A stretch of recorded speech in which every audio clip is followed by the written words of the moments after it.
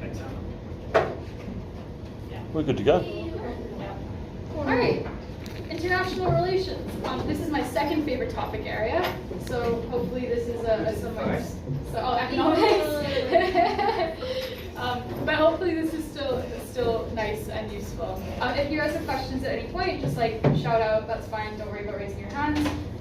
And otherwise, I will make sure that I send Rob slides so that they'll be posted, hopefully, in the video description under the video that you're currently watching. Maybe.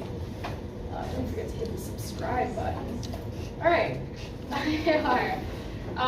This is, I think, a nice kind of overview of if you want to learn about international relations, roughly in order of things that are most important to remember, what you should be kind of looking at.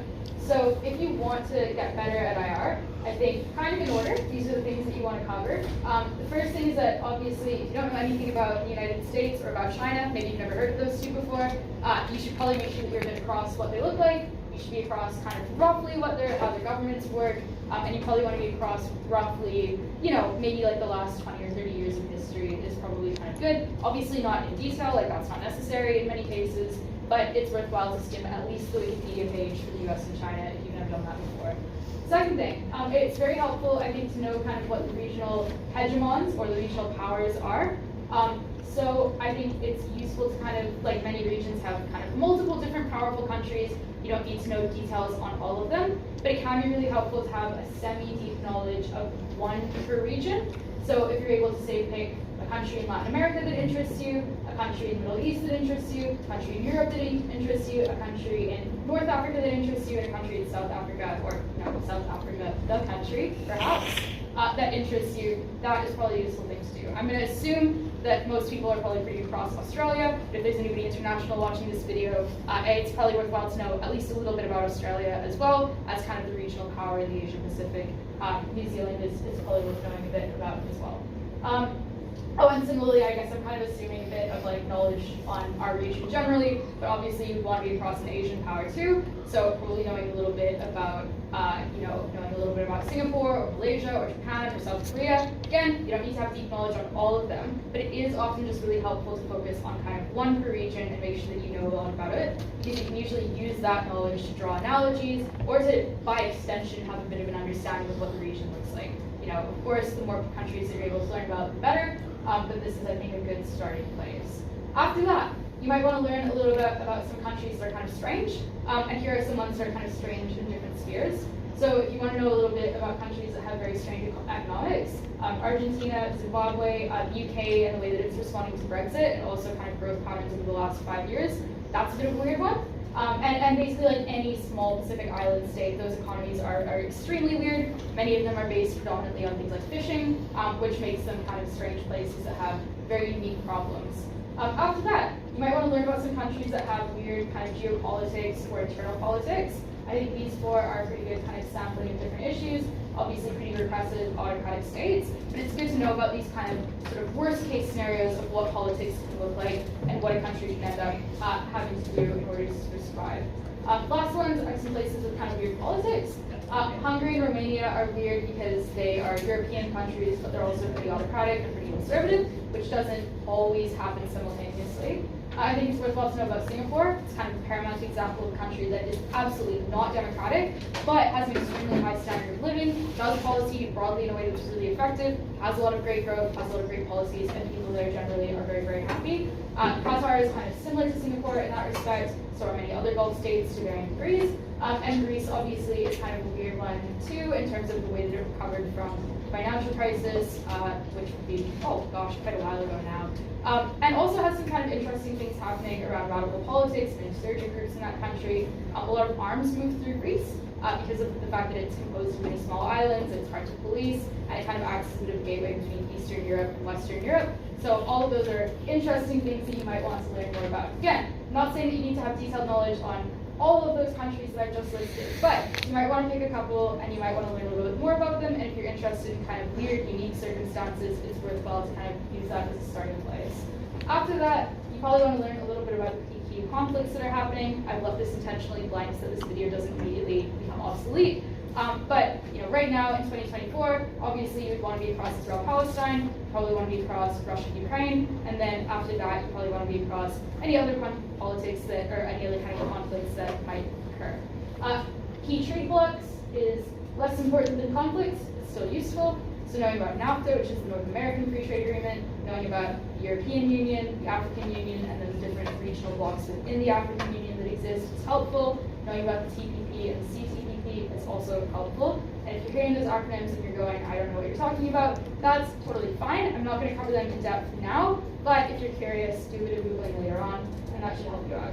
Key IOs, international organizations. Obviously, I'm sure everyone is familiar with something like the UN. Maybe we're not so familiar with the IMF, the International Monetary Fund, or the World Bank. Maybe we're even less familiar with the African Union or the European Union. It's worthwhile to look at those things, and I'll have a more comprehensive list and talk about those in a bit more depth later in this presentation. And last thing to remember, but also the most important thing to remember, even though it's at the bottom of the list, I should put it at the top, is debates are global in nature. So when we do debating, we're not debating as Australians, we're not debating as Filipinos, or as Chinese people, or as Americans. We are debating from the perspective of a global citizen who is not really from anywhere in particular, and similarly, for that reason, doesn't have specific knowledge of any particular region or country in particular either. So that means that when you are learning about these types of countries, when you're making arguments and debates and when you're making analogies, you want to always explain those to your judge. Do not assume that they know, who the head of Australia is at any given time. Don't assume that they know what snowy hydro is, because they almost certainly will not. And that's especially true as you prepare for Australs as well, where you want to be thinking that your judges are not from the country that you are from, like almost overwhelmingly will not be from the country that you are from. So you need to be prepared for that. And you also need to remember that similarly, the values of the judge that you have are not going to be the values of a Western liberal progressive. They should be the values of somebody who is relatively globally centrist in their politics, not super committed, relatively open-minded, willing to be persuaded of many things. That doesn't mean that they're equally willing to believe that democracy is good and that leading North Korea is good. They probably have a bit of a preference to live in a country where they've got some freedom, but they're still somebody who is, fundamentally, I guess, open-minded. All right, key theories. For anybody who's taken an international relations intro course, apologies, this is going to be a total rehash. For anyone who hasn't done that, hopefully it'll be a little bit useful. These three theories are kind of the three, I would say, most descriptive and complete theories that we have in international relations. They're the ones that you'll get in every intro to IR course. And you'll get a couple of others as well, but they'll always be these three. I think it's useful to think of these as existing kind of along a bit of a spectrum. And I guess this kind of maps in some respects to conservative versus liberal politics, but that mapping isn't always perfect or complete. So don't fall into the trap of assuming that it is. On the one hand, I guess kind of on the right, you've got realism. Realism is the view fundamentally that we exist in kind of a zero-sum world, and that zero-sum world is most important when it comes to security dilemmas. So when a state is thinking about whether it should sign a military alliance with another country, if you were a realist, you would ask yourself, does this benefit me more than that other country? And if the answer is yes, you would sign the agreement. But if the answer is, well, it benefits me by 50 units, but it benefits the other country by 75 units, so the other country is relatively better off, you would not sign that agreement, because you would view that as zero sum, you would view that as you slipping relative to that other country, so you would never sign that agreement, you would view it as a bad idea.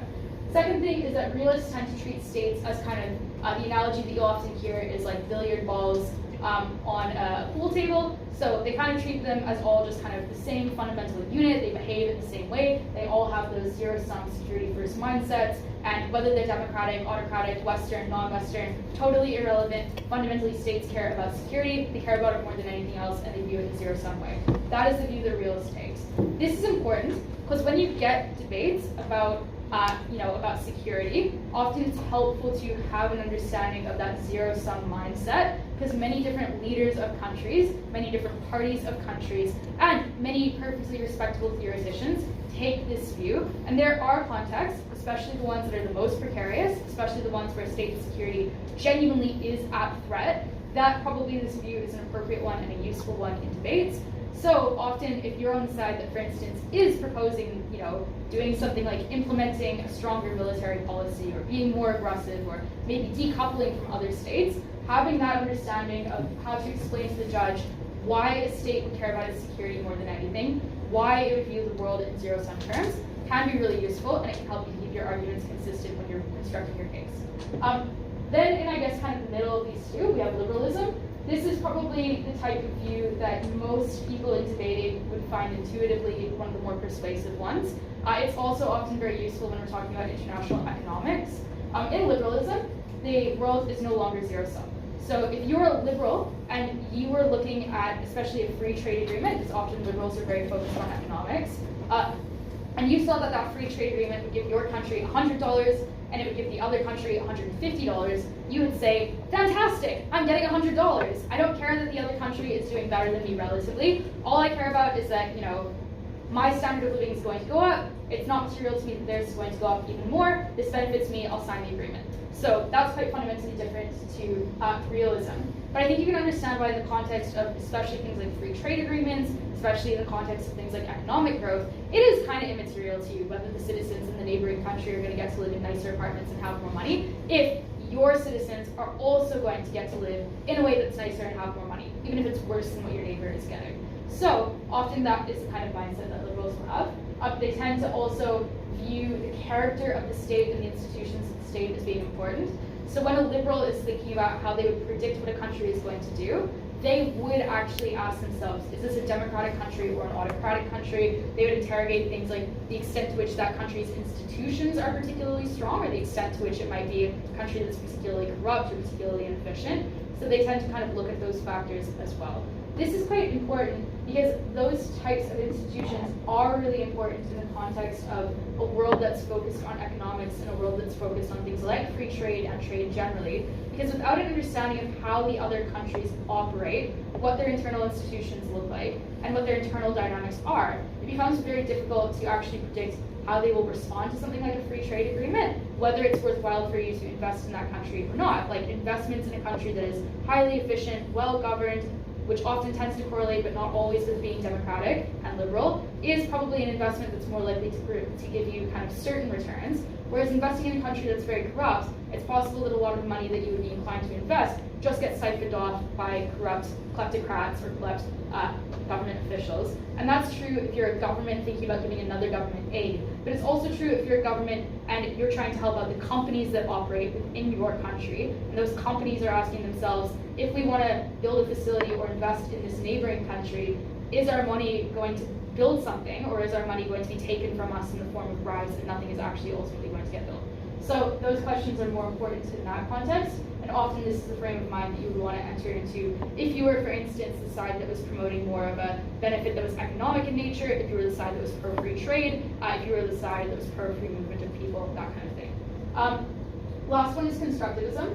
Constructivists tend to be focused on a few other factors. So they usually also see the world in pretty positive sum terms, like liberals do. So they also would be inclined to say, well, if it benefits me a little and it benefits my neighbor a lot, that's totally fine, and would be kind of okay with that type of thing happening. But a constructivist tends to be much more focused on things like international organizations. They tend to care a lot about norms.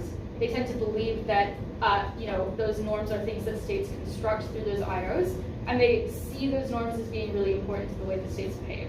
So that's quite important in terms of when you have debates that focus on international organizations, or when you have debates that focus on things like the World Bank or the UN, whether you should join them or you should not. When you have debates that are like, how does the EU influence European countries, stuff like that.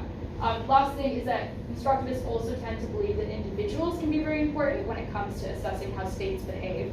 So they would care about who the individual head of state is. They would care about who the individual ministers are in given countries. They would care about who the head of the UN is at any given time. That is the type of thing constructivists care about. Now, I think all of this is helpful in terms of thinking about the different hats that you would want to put on, depending on the position and the topic that you are in. But I think it's also helpful just as a starting place to anyone watching the video, to everyone here. If you feel like one of these views resonates a little bit with you, and you feel like it makes sense, and you feel like you can construct arguments using that mindset, you should absolutely do some research onto the types of theories that are being written in these spaces, into the papers that are being written in these spaces. A lot of them are actually, surprisingly, pretty accessible, and there's kind of a lot of easy ways to find out about them. If you do a little bit of Googling in terms of like international relations theory realism, you should get a list of prominent scholars coming up pretty quickly and pretty easily. Anyone have any questions about these? No. I think it's just kind of worthwhile often in an IR debate to really quickly at the start of the debate ask yourself, okay, is my side the realist side? Is it the liberalist side? Is it more likely to be the constructivist side? And if you can kind of start from that position, it does just really help in terms of keeping your case consistent, making sure that you're not contradicting yourself. For instance, making sure that you're not claiming the world is zero-sum in an argument about security, and then later contradicting yourself and saying, oh, well, actually, even if we strengthen our neighbor economically more than we strengthen ourselves, that's actually okay. Like, you can see how those values would contradict each other, would confuse the judge, would make your case a lot weaker. All right, critical theories, these are additional, these are not really kind of models of the world in the way that realism and liberalism and constructivism are. They tend to be critiques of those theories or supplements to those theories. They often point out the problems with them.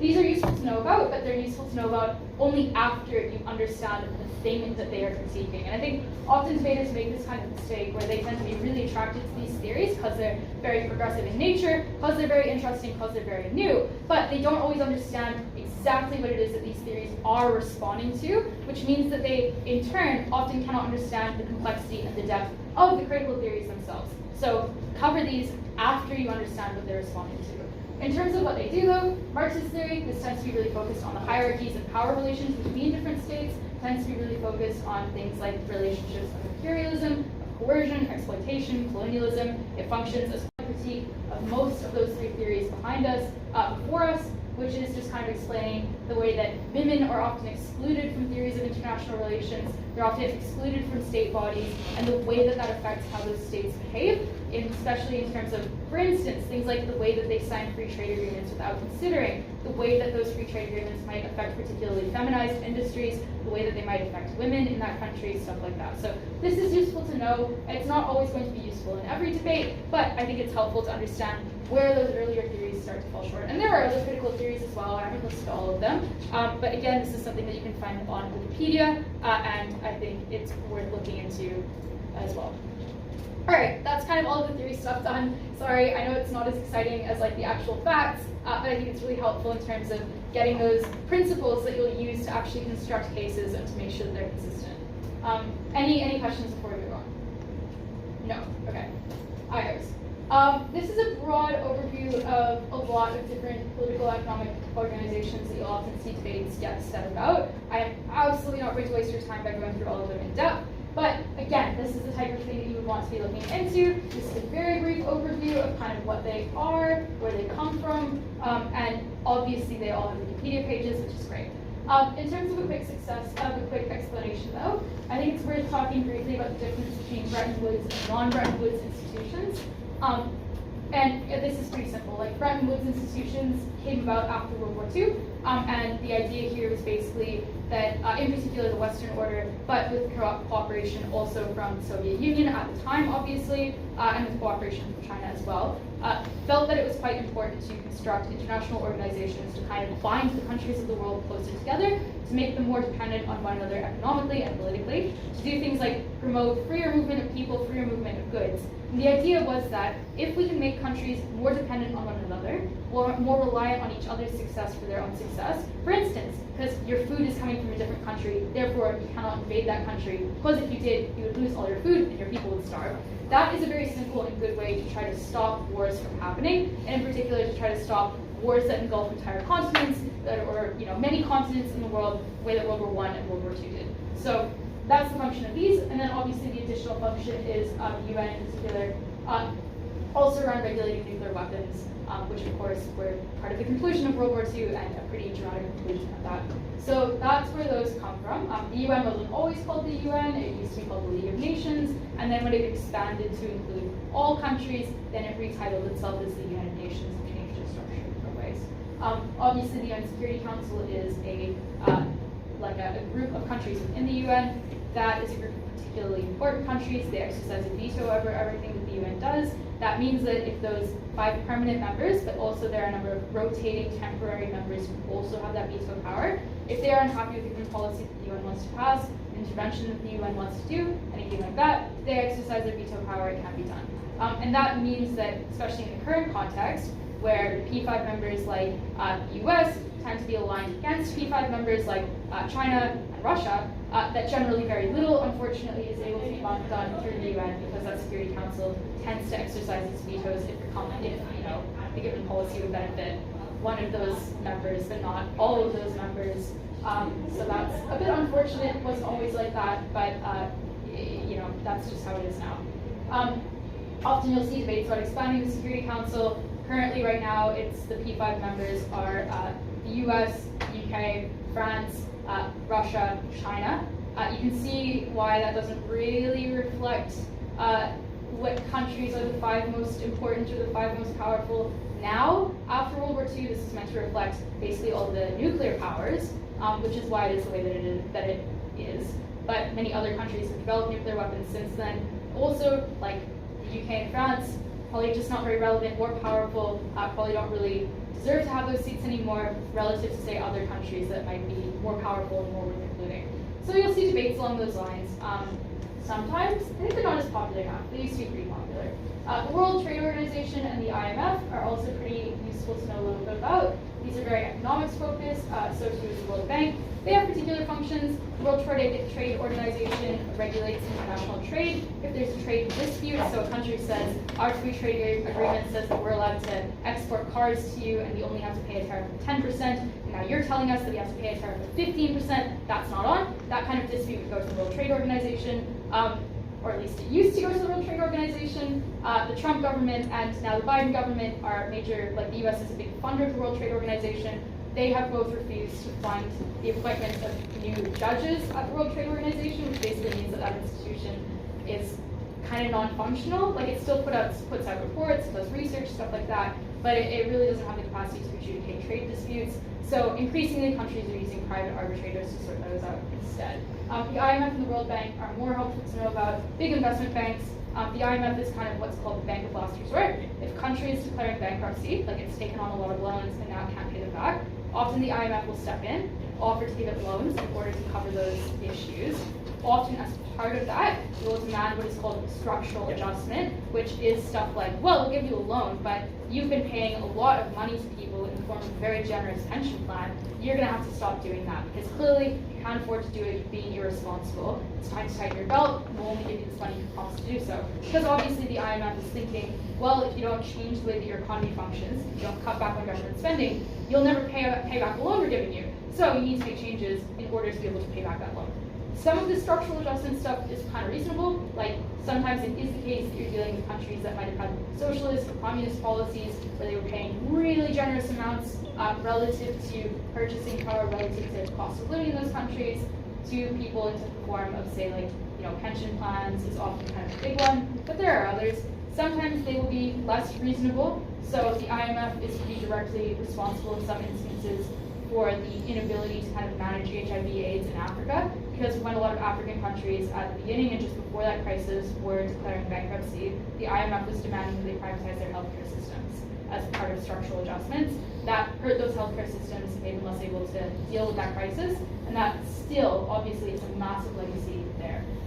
Since that, it tends not to be quite so evil or short-sighted, depending on your view, in the way that it does structural adjustments, but it still often does demand them to some extent. World Bank, I guess, kind of generally gets looked upon as being a little bit more like, I guess a bit cozier than the IMF. The World Bank is more EU-dominated. The World Bank tends to care a lot more on doing things like giving you loans to, build infrastructure, right? So the World Bank might come in and help you build a big port, and then, the revenue that you get from that port, you pay back the loans to the World Bank. Sometimes it gives unconditional aid as well, which is very nice of it and very kind. Those are kind of the Bretton Woods ones. The non-Bretton Woods ones kind of function as analogs that are not controlled by those same Western powers generally. So the AIIB, that is basically like the IMF and kind of like the World Bank in one, and it's controlled by China, and it operates primarily in Asia. The African Union and the European Union are in some respects very, very similar bodies.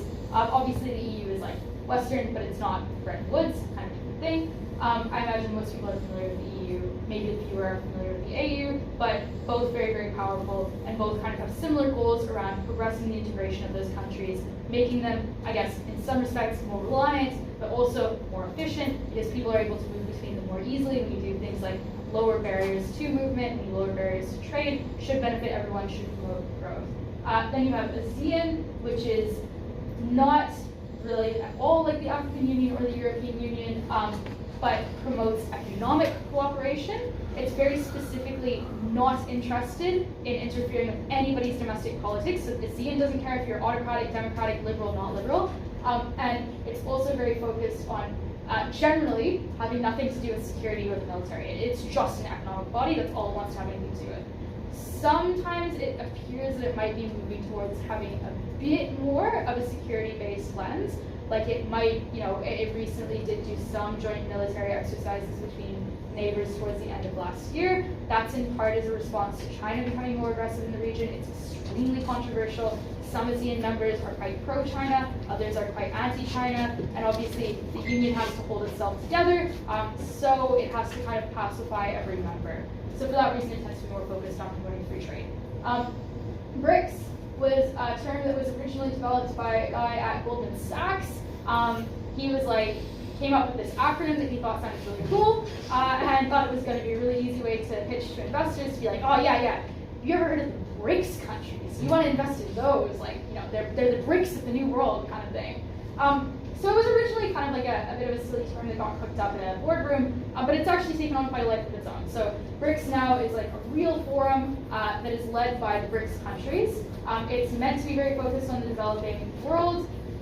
Some people would say it's a bit of a cynical kind of Russian-Chinese plot to have much more influence over the developing world through that medium. Some people might suggest that it is aiming to kind of supplant the UN or other Bretton Woods institutions. It's not very clear if that's the case or not, or exactly what the motivations of those countries are, but there's certainly a lot that's been written on the subject, and I would encourage you to read up on it. But that's what BRICS is. So if you get a topic that's like that as ASEAN, we would do X, or that is BRICS, we would do Y. Sometimes they won't tell you what those things are. Now you know. And additionally, you can look up online and see who the members of those are. It's usually pretty intuitive, right? Like BRICS, it's now BRICS Plus, so there's some extra developing nations in there that aren't the BRICS countries. But the BRICS countries are probably the most powerful. ASEAN, Southeast Asia, that's our region. I hope you guys know a fair bit about it. If you're not from our region and you're watching this video, you should learn more about it. This is some stuff around what international organizations, how they're managed and why they're valuable, and what their priorities are. I think often people kind of forget that international organizations have their own staff, they have their own leadership, and that staff and leadership is like kind of the body's personality, I guess. Like that staff and leadership make decisions about what the body is going to report on, what its public statements are going to be, where it hosts its meetings, what it's going to try to pursue. And obviously that's done depending on the organization's greater or lesser extent input from its members, but these staff are important and they mean that this body has a life of its own. They need to make, and you can think about this from the perspective of countries that are trying to set up international organizations as well, but these IOs have a couple of dilemmas. If you're trying to make a new IO, you would need to attract members in order for it to mean anything. Those members provide you with funding, they provide you with legitimacy. Like if I just, was like, oh, I'm starting like the Gibson blog, and guess what, like I have no country knows what that is. Like there's no members of it. Like you're all giggling at me, see, it doesn't seem very legitimate. So you need to have members. And that means that you need to give them some sort of value proposition. So you can think about this in terms of like, you have a product you're trying to sell to people, right? So why would they care? Why would they want to join your IO? Are you going to use this IO to try to improve or change trade conditions in some way? That might be your value proposition, is you say, join my IO, we're gonna have 4 meetings a year, you come to the meeting, we're gonna talk a lot about trade, we're gonna hammer out a new trade agreement with all of the members, that's gonna be fantastic for everyone, because then more trade will happen and you'll get richer. You would then have to ask yourself, well, what do you do with people who don't join the IO? Maybe you get a couple countries together and you say, well, we all know that our IO is going to be more powerful and do more good if we have even more members. So a good way of us getting more members is if we enact punishment on people who don't join the IO. So what that might look like is everyone in the IO says, well, we're all going to trade freely with one another and it's going to be fantastic.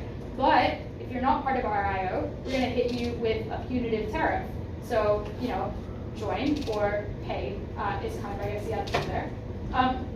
Maybe you attract people to your IO by saying, well, if you're a poor state, you're joining our international organization, we are going to take money from rich states and we're going to do development aid in your country. So, it's great for you. Obviously, you then have to explain to the rich states why they would want to join your IO, given that you've just said that you're going to take money from them and give it to somebody else. So that's a bit tricky, but it can be done. And often it's done by doing the last thing, which is saying, well, we're going to take your money, but we'll give you power. So that would look like things like saying, like the value propositions that the World Bank and the IMF have when it comes to their respective dominant region or country, right? Like the IMF, dominated by the US, overwhelmingly funded by the US, even though the US is not getting IMF loans, like it's never receiving those loans. And in that sense, it's just giving money to the IMF, and the IMF gives that money to other countries. The reason it does that is because it has a lot of influence over which countries the IMF chooses to give that money to, and it has a lot of influence over the types of structural adjustment that the IMF might demand as part of those loans. So the US is thinking that it would be really good for its companies if a given country that's on the brink of bankruptcy changed the way that its economy worked, or maybe lowered particular barriers to trade, or maybe privatized particular state assets. Then it can say to the IMF, well, we'll approve this loan going to that country, but it has to have these particular conditions attached to it. So that's the quid pro quo that happens there. The rich country gets power and influence, the poor country gets the money that it needs. Both sides, in theory, might be happy with that, or they might not. So these are all the kind of things that you would be saying to other countries when you're trying to attract them in terms of getting them to join your organization. And these are all the kinds of things that those organizations, as a result, tend to do. Sometimes they have security lenses as well, so NATO, obviously, great example of that. Join our organization, if somebody attacks your country, then all of the other countries in our organization will promise to come to your defense. That's the value proposition of NATO. You tend not to see those things anymore, just because they obviously expose states to a lot of risk. Like if you join if you join a defense pact and somebody attacks somebody else in that pact, now you're on the hook, you've got to go out and defend them. So that's a bit of a harder sell, and for that reason a bit rare. Second thing that you need to do, fantastic, you've created your international organization, you've got members, you've got legitimacy, at least some of it, is you need to retain those members. So now that you've got those members, you've got some funding, you've got some power, you're going to start using that in various ways. And obviously every time you try to do anything, somebody's going to get annoyed at you. So you need to ask yourself, well, how do we stop people from leaving?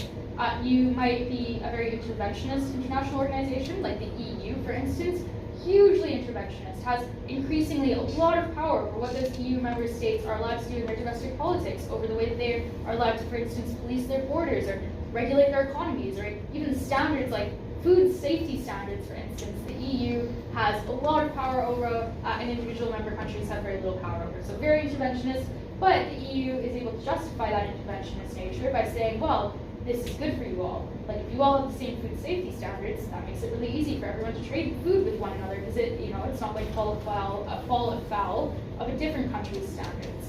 So if states have seen that this IO has a good track record, if they trust it, they feel represented by it, they might accept quite a high level of intervention. Obviously the EU was not always that interventionist, that's a more recent phenomenon, and it's because it has a lot of credibility in the countries that are its members, obviously with the exception of which left because the EU was a bit too interventionist. So that just shows what happens, I guess, when you go too far, or maybe when domestic politics kind of go off the rails.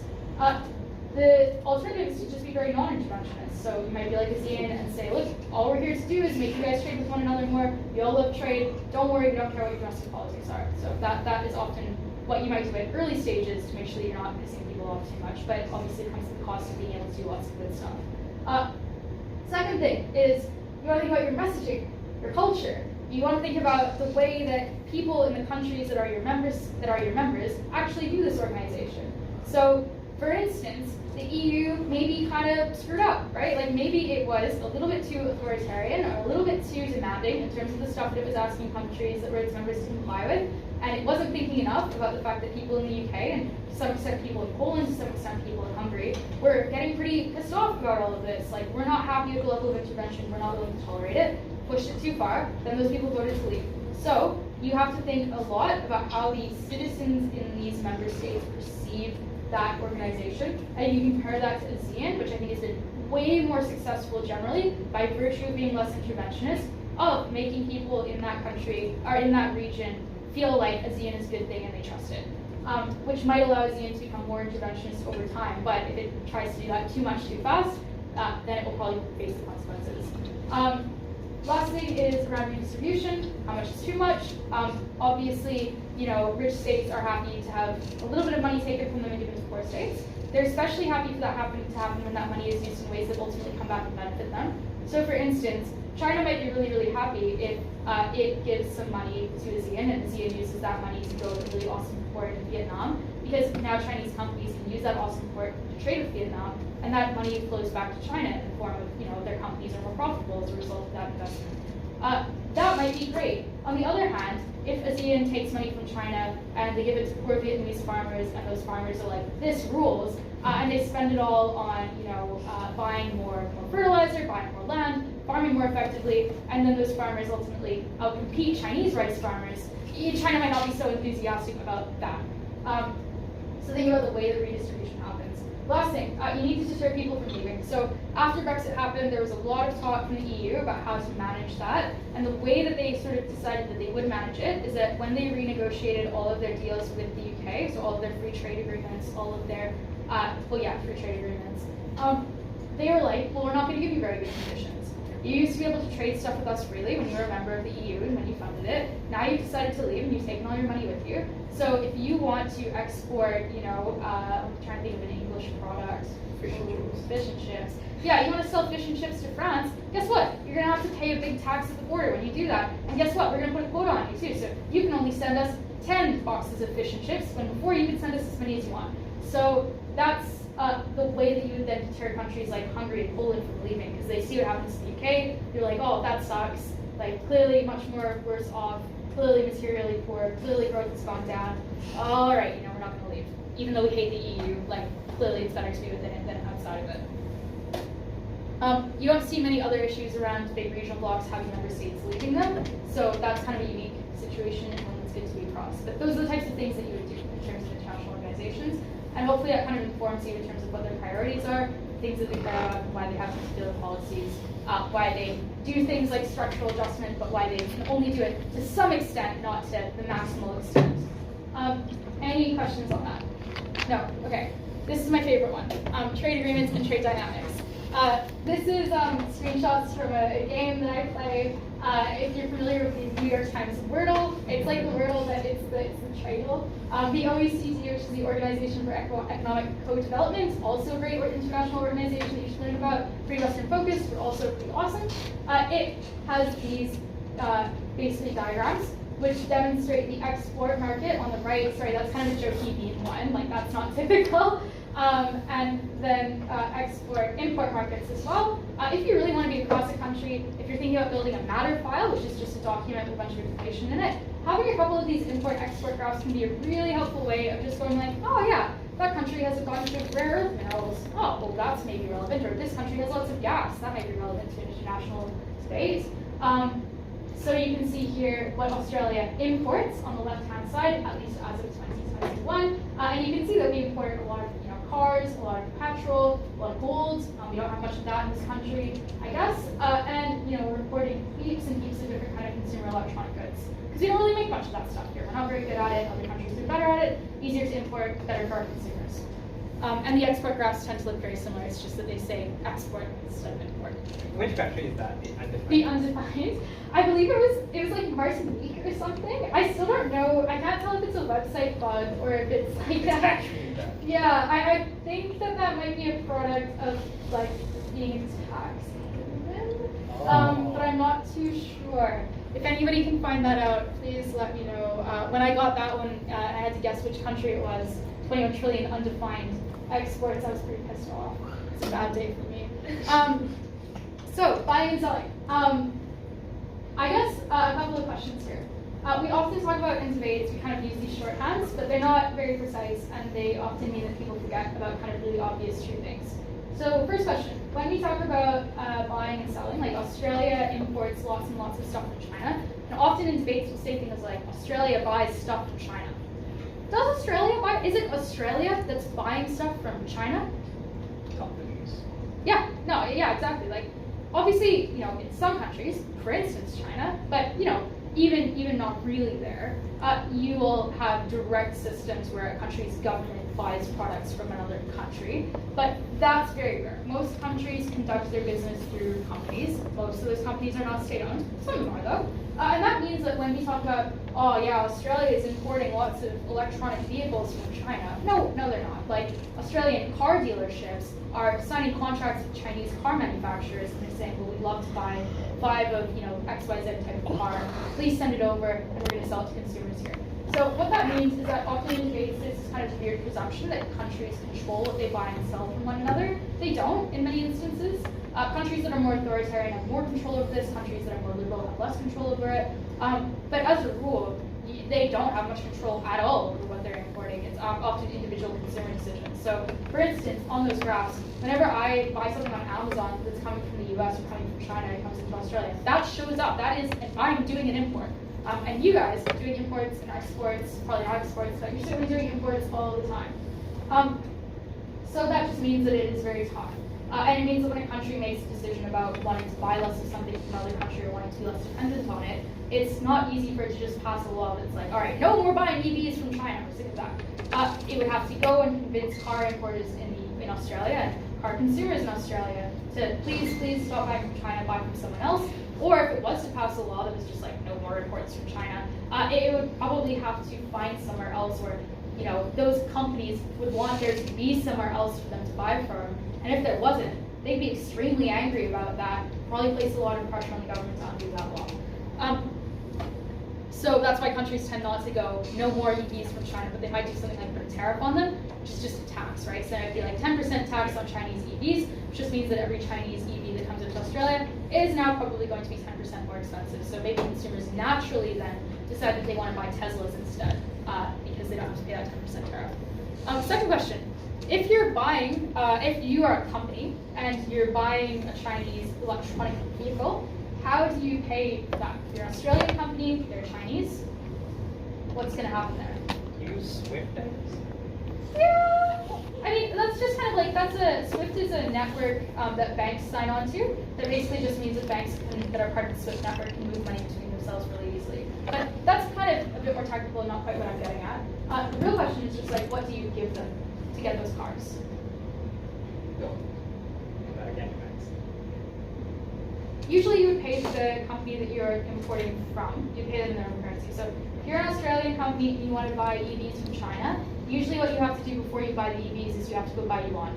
And then you would pay that Chinese company in yuan. So it'd be weird for a Chinese company to go like, oh yeah, just send us over some Aussie dollars, don't worry about it. You would have to convert your currency first, and then you would use that converted currency.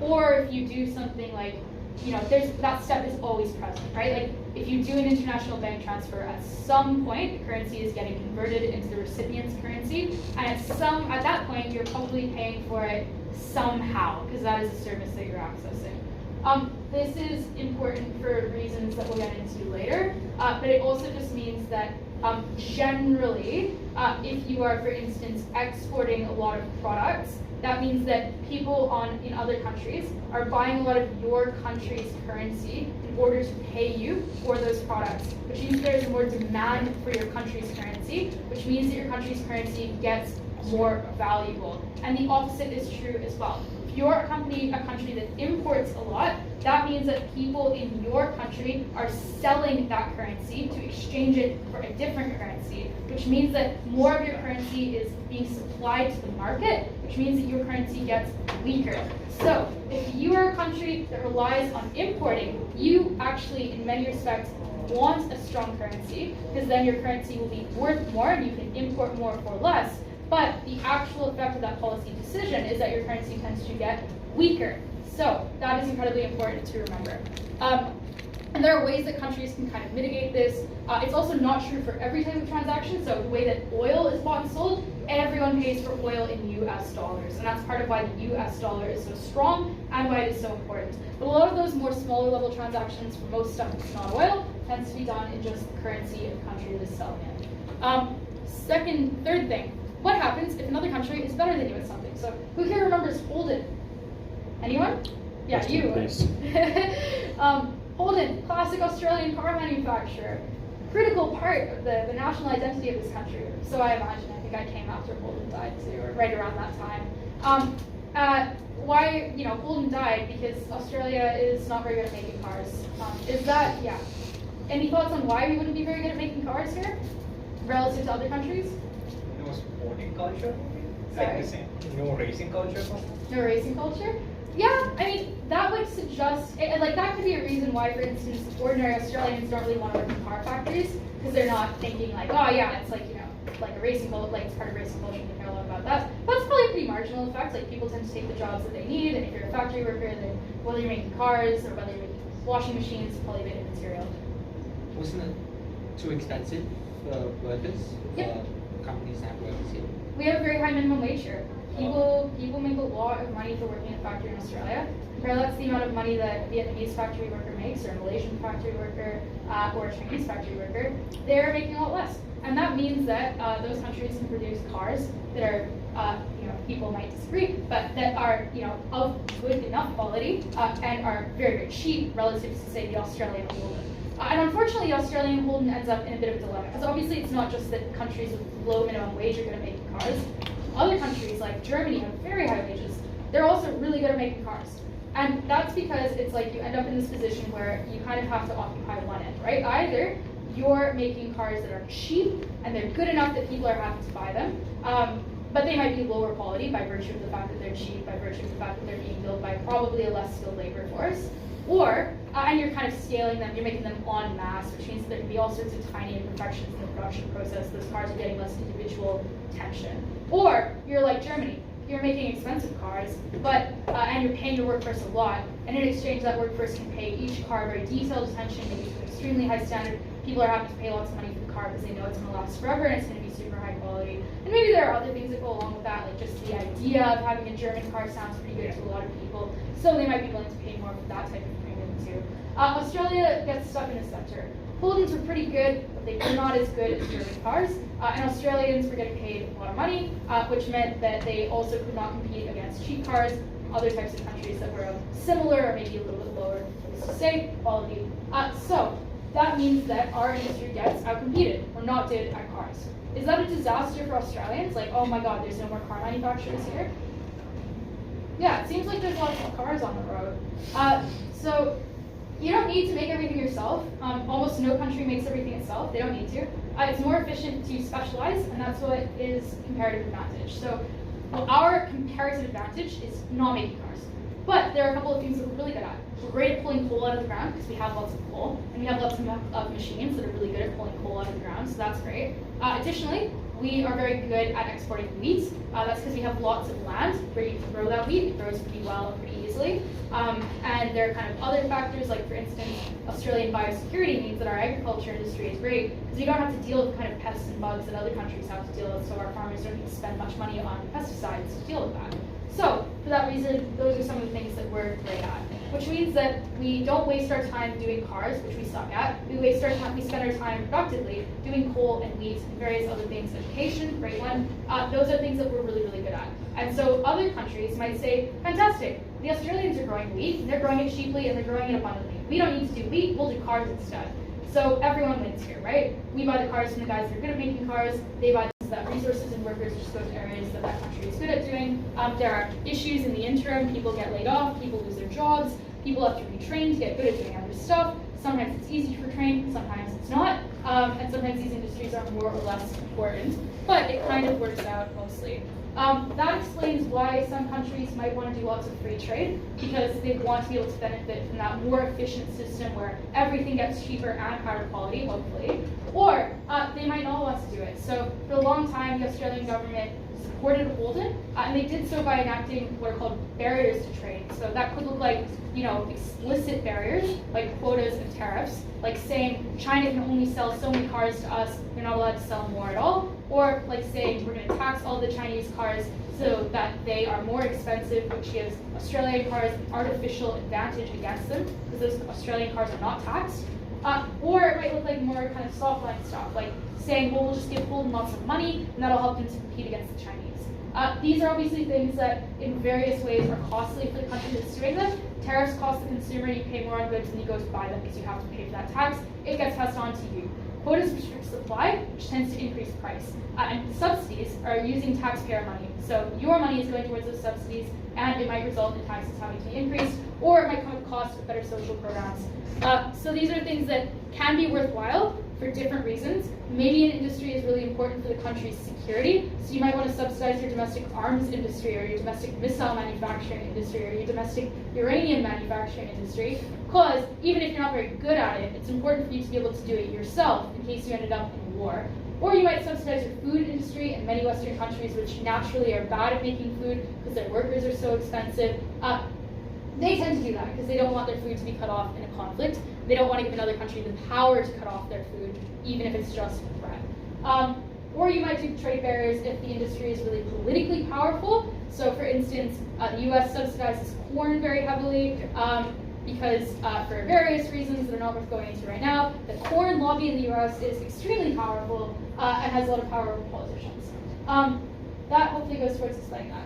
Trade disputes in WTO, kind of covered this already. Basically, sad days, WTO can't manage trade disputes anymore, but those are being solved in other ways, mostly through international arbitration. So that's kind of like a private, like you kind of hire an arbitration firm, both countries agree that they'll decide your dispute for you. And those disputes arise a lot, usually over things like subsidies. So whether or not a subsidy is in breach of a trade agreement. So obviously, if you're, for instance, a Chinese car manufacturer and you find out that the Australian government is giving lots of money to Holden, you're going to be mad about that because that affects your ability to compete with Holden, your ability to sell cars in Australia.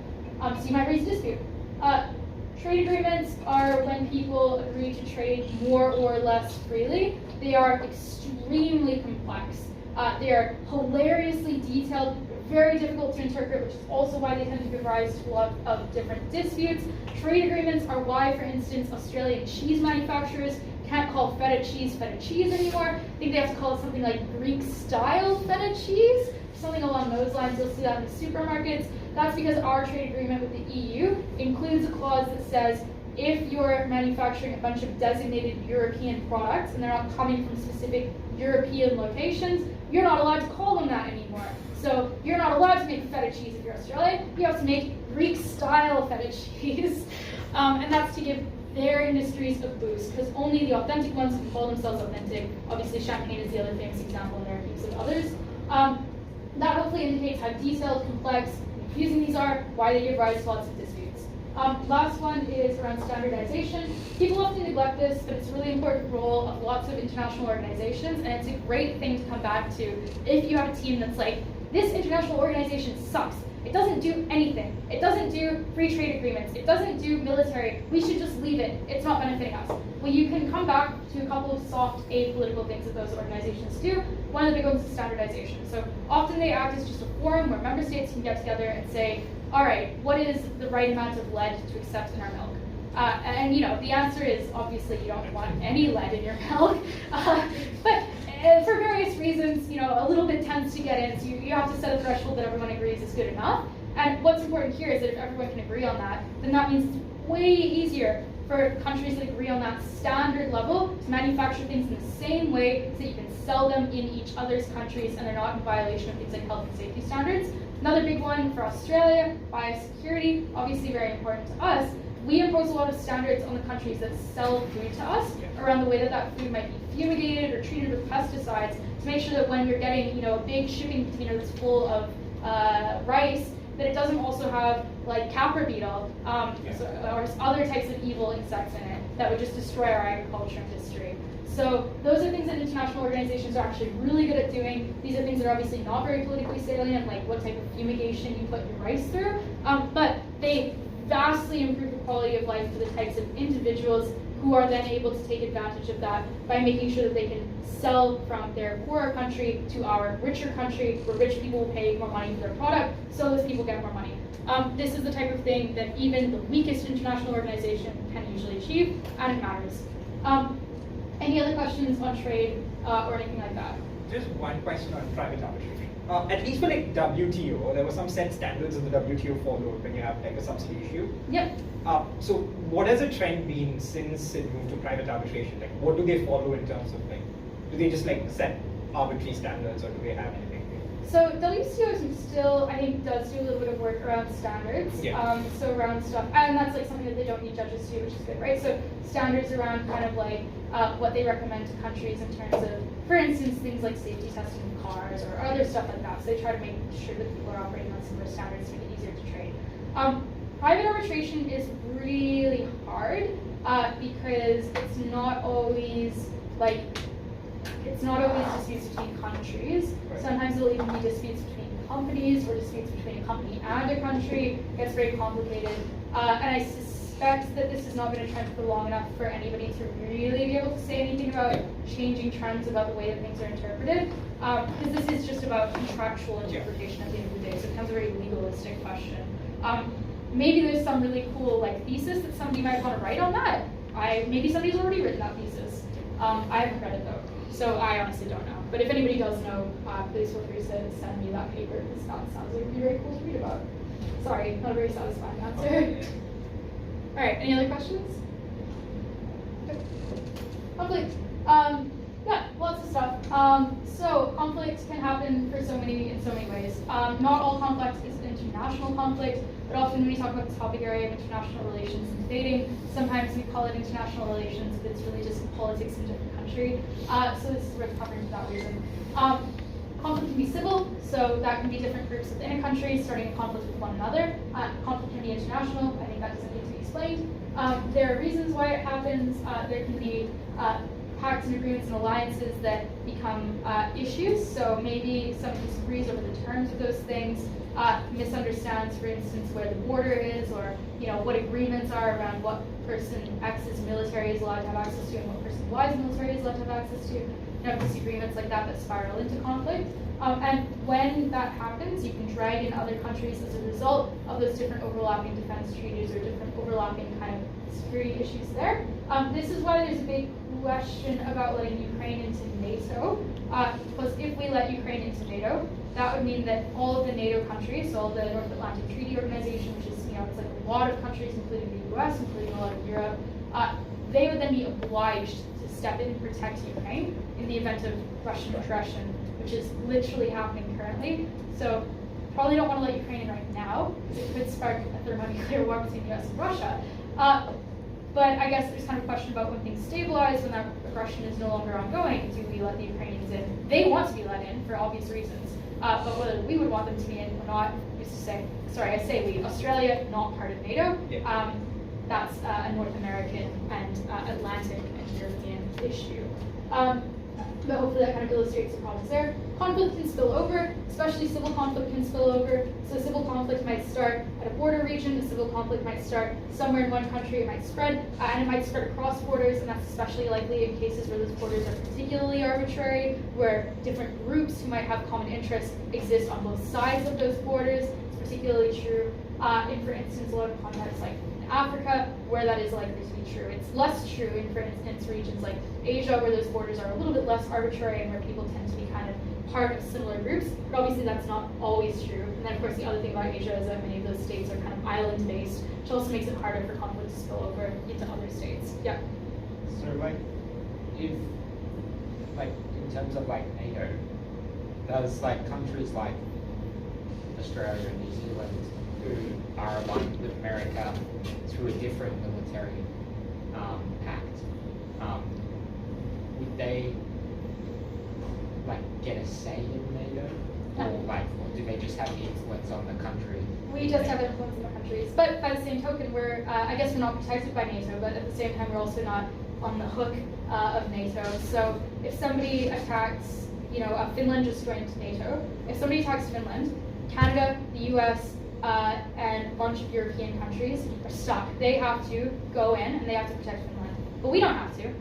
We probably would do it because the US would ask us to, and we seem to always say yes to what the US asks us to do.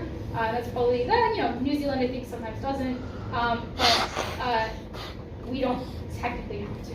And similarly, NATO includes a couple of other commitments, like they have a minimum amount that you're meant to be spending on your military. Most NATO countries are not meeting that minimum, but the US is getting increasingly very mad about that.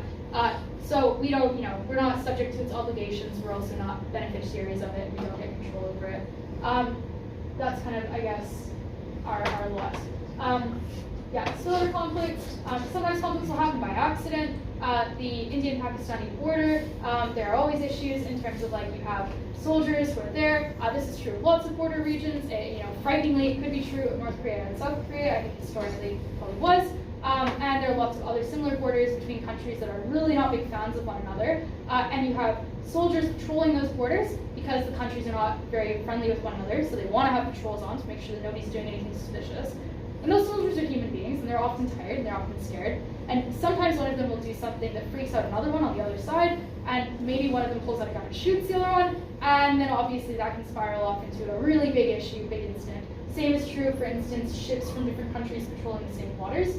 This is something to be conscious of, I think, especially around, for instance, the Taiwan zone, because the more that other countries send their ships into that area, the more there's a risk that one individual ship captain or one individual guy with a gun makes a really bad decision, and that suddenly could start off a huge conflict in that region as a result of everyone retaliating in the heat of the moment. So, reasons to be frightened of getting more involved in difficult situations or sending more people in, because it can cause accidents. Last one.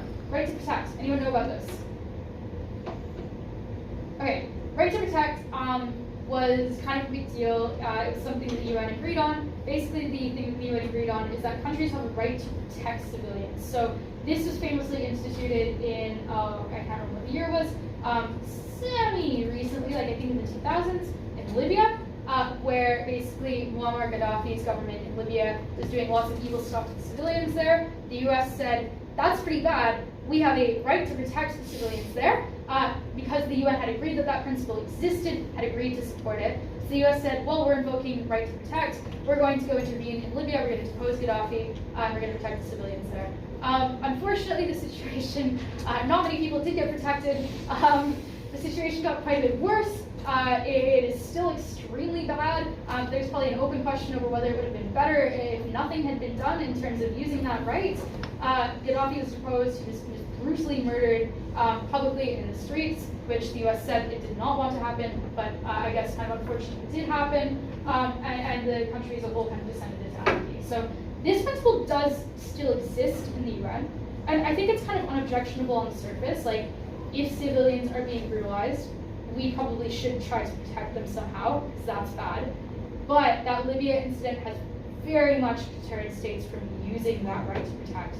So it exists, but it's not really acted upon because it seems like foreign interventions along those lines, well, at least the kind of most famous one, went very, very badly. It's something to be aware of. You might get debates on like that we, regret its use in this instance, or that we support using it in other instances or stuff like that. And it's a good kind of principle that you can use to justify interventions, but it's not really used. Yeah. Just on the right to protect, is it, since it's like a UN principle, is it like only on UN parties? Like, say for example, could like the US invoke the right to protect on, say, North Korea? Yeah. Well, I guess it's kind of like, I suppose North Korea never signed on to the right to protect, I imagine. Yeah. But I guess it is kind of one of those things where if the US said it was using it, and other UN parties agreed that what it was doing was legitimately using that right, they would probably support it in doing so. And North Korea might be really mad about it, but what would they do? So that would be my guess on that. But international law is pretty complicated, and also not really like it doesn't. There's no international lawman in the sky who's able to enforce that law either. So for that reason, it gets quite complex. What happens after your war starts? A couple of things that can happen over the course of conflict. Sanctions. I think often people talk about sanctions without necessarily understanding that sanctions are actually just trade barriers. Who would have guessed? So sanctions can take, for that reason, a lot of shapes. It might be cutting off food to a country, it might be reducing food to that country, it might be cutting off weapons to that country, it might be reducing them, cutting off energy, or reducing it, cutting off medicine. You get the idea. The other one that's kind of quite popular now, and that I think is probably, it's kind of unclear how effective it is, but it's a bit more humane, is targeting particular individuals who are part of a country. So there's, I think it's called the Magnitsky Act in the US, which allows the US to put generally Russians on this big list of sanctioned individuals, and other people who are government officials or leaders or oligarchs, kleptocrats, and other types of countries, business leaders, etc. They put them on a list, and that means that they get frozen. Their bank accounts get frozen. It means that if they have any assets that are based in the West, and often they do, that those assets also get seized, where they can be identified and found. So those people, in theory, lose their ability to conduct business, and it becomes an offense to conduct business with them. So if you're, you meet this lovely Russian billionaire, and he says he'd love to buy your house off of you, and you're like, that sounds great. And so you sell your house to him, and it turns out that he was a sanctioned individual. You've committed a big crime. and also it would be very logistically difficult for you to do that in the first place, so not something to be worried about. But that's a different type of sanction. It's obviously very personally inconvenient for the individuals. It's a bit unclear how much those individuals can then pressure the governments that they are attached to change their policies such that the sanctions get removed, which is the idea behind them. But if nothing else, it does generally mean that ordinary people are not facing the brunt of having their food cut off, for instance. What time are we at? Because I feel like I've been talking for ages. Oh my god, yeah, okay. I'll try to speed through. Warfare, yeah, this happens in war. What a surprise. It's when people, do things like they do war on each other. There are rules of war, there are war crimes. You can look at the list of war crimes and a list of war rules. Geneva Convention, great place to start. I think you probably wouldn't see this set anymore, but there used to be kind of a classic topic that was like, basically like that we oppose the Geneva Convention, or that we think it shouldn't exist. The idea just basically being that the Geneva Convention, in theory, makes war humane, but by virtue of making war more humane, probably also makes it last a lot longer. Maybe that causes more issues, and it would be better to have a faster, more real, and more decisive victory, because that would at least allow people to recover. And maybe you would even have to end up killing fewer in the long run, stuff like that. I suspect it wouldn't get set now, but who's to say? War ending. Lots of ways it can end. It can end in a stalemate. That is possibly what will happen in Russia and Ukraine. Maybe it won't. That's basically just where neither side can really get the decisive victory and get their goals. Usually results in both governments claiming that they've got their goals when they have not, and kind of freezing things where they are, maybe making small concessions to one another. You can end by virtue of a UN or foreign intervention, although these tend not to end wars, they tend to change them into civil conflicts or make them worse or do other things. And it can end in victory and truce. You don't see a lot of that these days. I guess this is kind of a bit of an old-fashioned thing. Now it's lots harder because people are complicated. So maybe you reach an agreement with the leader of a particular organization, like for instance, Colombia reached an agreement with an insurgent group known as FARC a while ago now, where FARC agreed to come out of the jungle and lay down their arms. But not every member of FARC was so enthusiastic about that truce, and nor were other rebel groups. So in theory a truce occurs, but in reality often you still have dissidents, you still have people who are left behind, you have more extreme groups who splinter off, stuff like that. But it can obviously reduce the scale of violence. So these are ways that things could end. Post-conflict environment, here are some things you should be aware of. Maybe take a photo or something like that. I'm not going to go through them in depth. But these are kind of different things that you might toss up when it comes to what you're going to do after the conflict ends. So maybe you decide to do TRCs, Truth and Reconciliation Commissions, where everyone comes to the commission and they say, this happened to me in the war and it was really bad, and I think that I should get these particular reparations. This can be great for victims because they can tell their stories. It can be terrible for victims because the government finds out who they are, and maybe the government does even more oppressive and evil things to them. Versus you can have things like pacts of forgetting. This was the topic that I have a bit of an emotional attachment to, was set at Worlds last year, and that is basically where everyone who's part of the conflict is like, we're just going to forget about it. We're going to do our best not to talk about it. We're going to ban symbols that reference it. We're going to cover it in the shallow, neutral way in education curriculums. We just want to move on. This is bad for victims because they're not able to tell their story, but maybe it's good for victims because possibly the country moves on faster and violence is less likely to erupt. Power sharing agreements, which are something that you might do, where the victor says, well, we're going to take 60% of the seats in the new government, but the loser can have 40%. This is a good way, in theory, of hoping, making both sides happy so that conflict doesn't restart. Then you have to do things like build a state. Often states are pretty destroyed in a conflict, so you have to rebuild things like education curricula. You have to have an official narrative of what happened in the conflict that you put into that curricula, but also that you use when you do things like create reconciliation programs, or maybe when you invest in particular areas and not other areas, or maybe when you do things like, try to capture war criminals and stuff like that. You need to physically rebuild, you need to invest in particular areas that were destroyed, or maybe in areas that weren't destroyed, but where there's a group of people who are pretty angry about how the war ended, so you need to make them happy so they don't pick up their arms again. All of these are very difficult to do. You have to pacify all sorts of different groups. You don't want to make anyone so mad that they decide to go back to war against you, so that requires a lot of delicacy. And then you have a question after you've done all of this, but I guess this kind of also underpins those questions. As the new government hopes to state that's just, exited a conflict, where there are probably lots of unhappy people who are living in pretty terrible circumstances. Do you decide that the most effective thing to do is to say, no democracy, no freedom of speech, no political communication, we're in charge now, you better listen up, and in exchange, because we know we're going to be in charge for a long time, maybe things will be really stable, maybe you can attract foreign investment, maybe it's easier to sign those long-term contracts. So you trade away your rights, but in theory, maybe you get some international, some better economic development, and in the future, you might get some of those rights again. Or maybe you want to reopen right away. Maybe you say, we know everyone's really mad, we know that things might be unstable, but we're going to give you your rights, so please do not pick up a gun again, instead you can go to the ballot box. That might make things politically more stable, but at the same time, in the sense that it might prevent war, but it might make the policies of that government really confusing, really inconsistent, constantly changing, which might make it harder for you to develop, which might mean that people are in poverty for longer, which might make them very angry, so it might make them want to go back to the war. Obviously, very difficult decisions. Often states do really kind of neither of those things. Sometimes they're repressive and they get no growth, and the reason that they're repressive is because the people in those governments are stealing money in various ways. That's obviously not good. Or for instance, you might have a country that reopens in theory, like it reopens to business, but it's still kind of a one-party state. So that's tough. Then you have to decide what you're going to do when it comes to other countries that are around you and other countries in the world. Do you want them to invest in you? Maybe you don't want them to invest in you. Maybe you want to build up your own domestic industry.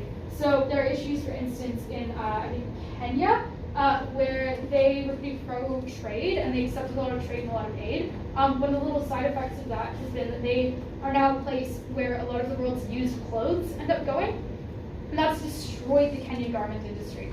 They cannot compete with all of these free, pre-loved Western clothes that are coming into the country. So now for people in Kenya who wanted to, build clothes and for that to be their business and to make some money, they can't do that. So there are different balances that you have to strike around the aid that you accept, because sometimes what can be investment and good in the short term might really hurt you in the long term and stop you from developing your own industries that would be more sustainable and that would employ local people and that you could control more easily as well. You can end up in situations where your government becomes kleptocratic. The Central Asian states are great case studies for kind of the worst of kleptocracy. Kazakhstan is terrible for this. People in government use their positions to steal lots and lots of money from ordinary people. They skim it off the top of resource extraction companies. They buy and sell those resource extraction companies in ways that are basically just designed to create excess money that they steal from the population and from those companies, and those companies often ultimately fail. So that is pretty bad as well. Democracy is probably good, but can be quite unstable, and especially in a context where people really hate each other, where there's a lot of poverty, where there's a lot of instability, maybe democracy right away is not such a good idea. There's an excellent high-quality debate on YouTube from 2013, from the ANU Spring Grand Final that year. I'd really encourage you guys actually to look at the government member speech, the opposition member speech. It's "This House regrets the Arab Spring." The opposition member does an excellent job. It is the government member. Government member does an excellent job on explaining why democracy came too quickly to that region, and that led it to be unable to economically develop. And it should have, if it stayed authoritarian, developed more, and when it was a richer region, it would have been able to manage democracy better, because people would have been happier and they would have been less inclined to do things like fight over scarce resources, because resources would have been abundant. So that's an excellent one to look at for that kind of thing. Alright, that's it. I'm so sorry for the length of that. If you guys want to do debate, there's topics after this slide.